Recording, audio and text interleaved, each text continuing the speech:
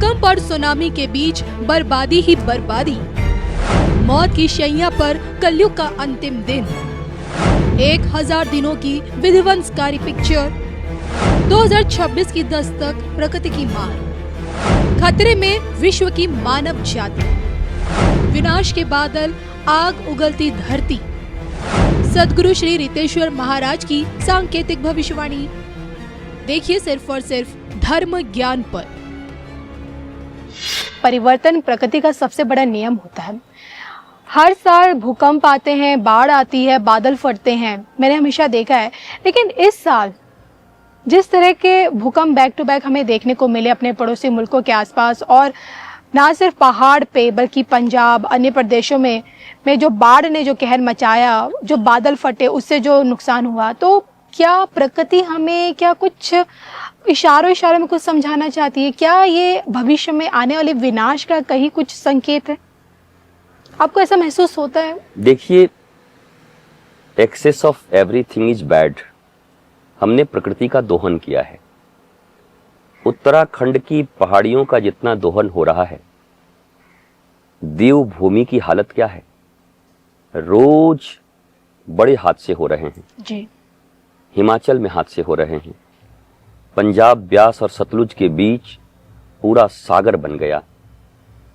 भूकंप अफगानिस्तान में हो, पाकिस्तान में हो या नेपाल में हो, आप खुश मत होइए, क्योंकि हवा, पानी और भूमि ये सीमाओं में नहीं बटे हैं जी। इनको कोई बांट नहीं सकता कि बॉर्डर से भारत का हवा पाकिस्तान नहीं जाने देंगे। वो जाएगा, उधर का हवा इधर, इधर का पानी इधर से उधर।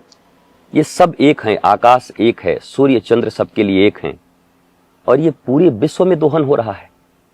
हम इतने पैसे के लोभी और लालची हो चुके हैं, व्यक्तिगत सुविधाओं के, कि आने वाली पीढ़ियों के लिए श्मशान बना के जा रहे हैं, प्रलय की तैयारी करके जा रहे हैं। हमारे हिंदू धर्म में, संस्कृति में लोग कहते हैं कि अभी तो 5000 साल ही हुआ है, अभी तो 4 लाख इतना अरे कहीं कुछ नहीं है। कलयुग के कलयुग इतना है, कुछ इतना नहीं है। 1000 साल तक चलने वाले संसाधन को आप 50 साल में ही अगर खत्म कर दोगे तो 4 लाख तक नहीं जाएगा।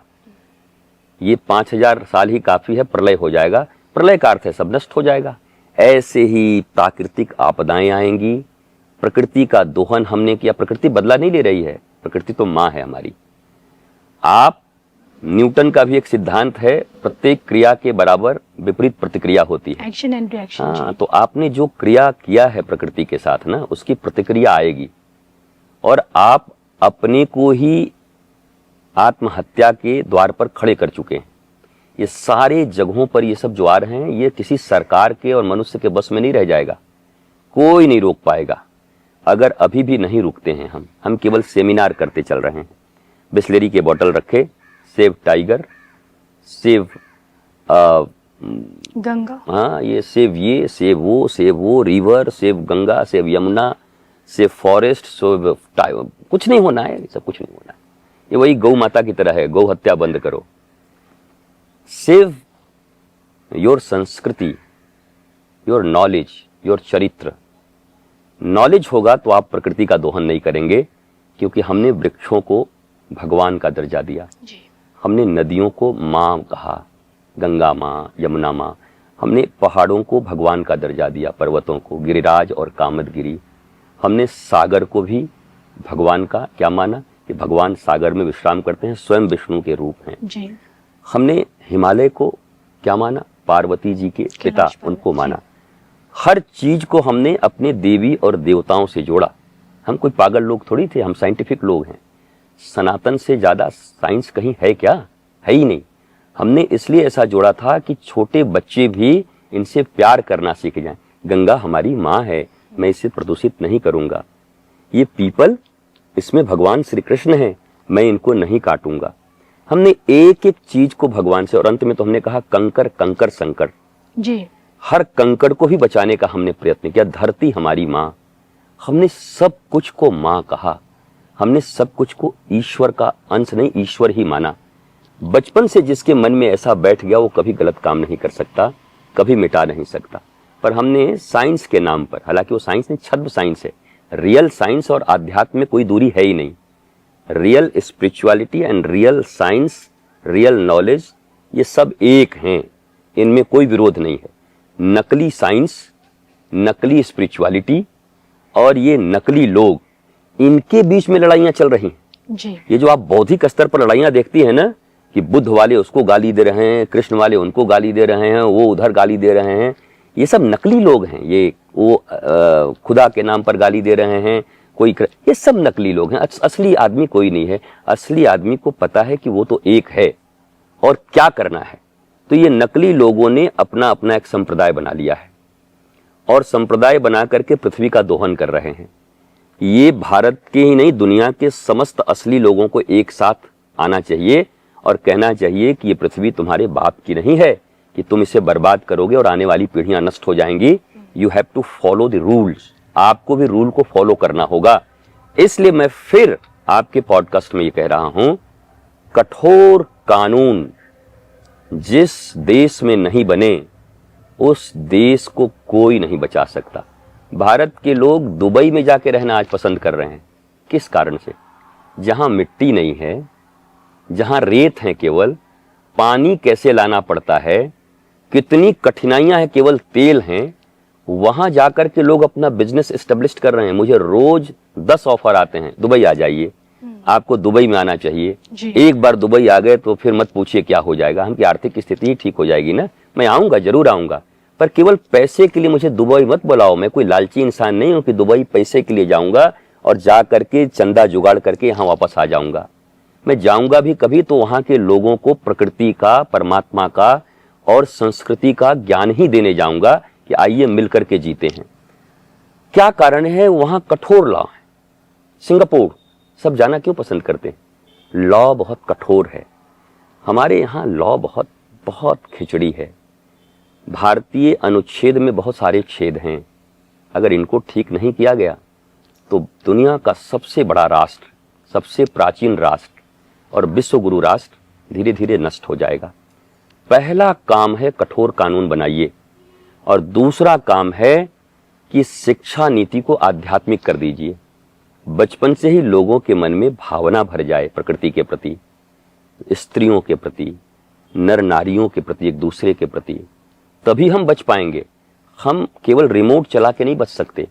ये सब काम शिक्षा के परिवर्तन से होगा और इसीलिए मैंने सनातन शिशुशाला, गुरुकुलम और सनातन विश्वविद्यालय के प्रोजेक्ट को काफी आगे बढ़ा लिया है। बड़ा प्रोजेक्ट है, समय लग रहा है और भारतीय लोगों को ज्यादा समझ आता नहीं है जी। मैं अभी खड़ा होकर के अगर एक बार ऐसे नारा लगा दूं तो 1 करोड़ लोग मेरे साथ खड़े हो जाएंगे। पर मैं भारत को बचाने के लिए भारत के बच्चों को बचपन से अपने सनातन की संस्कृति जो देना चाहता हूं वो उनके भेजे में कम घुसती है। तो जो कुछ अच्छे लोग हैं वो मेरे साथ लगे हैं। हम बहुत जल्द पूरे देश में इसको लॉन्च करने जा रहे हैं और मुझे विश्वास है कि ये सरकार, भारत की आम जनता और भारत की मीडिया वो समझेगी इस बात को कि जब तक शिक्षा नीति को नहीं बदल देते, क्योंकि जो पढ़ लिख गए वैसे ही हम बन जाएंगे। आप बोलते हो ना इस्लामिक आतंकवाद, जरा मैं बोल देता हूं। देखो, बच्चे तो जन्म से सब एक जैसे होते हैं जी। जैसा पढ़ाया जाता है वैसा बनते हैं ना। बिल्कुल। तो अगर मैं वही तो मांग कर रहा हूं कि 10 वर्ष की आयु तक नहीं, 15 वर्ष की आयु तक, हाई स्कूल तक भारत के सभी बच्चों को एक ही छत के नीचे पढ़ाओ, शिक्षा नीति एक हो। अगर भारत माता सब कहें तो सब कहें, भारत हमारा राष्ट्र है, ऐसे अगर बचपन से बच्चों को पढ़ाया गया तो फिर इतना विद्रोह नहीं रह जाएगा। ये इतने जो लोग गोटियां सेक रहे हैं, गोटी और रोटी नहीं सेक पाएंगे। धर्म जाति का भेद नहीं। हाँ, ये तो जानबूझ के ऐसा करके रखे ना।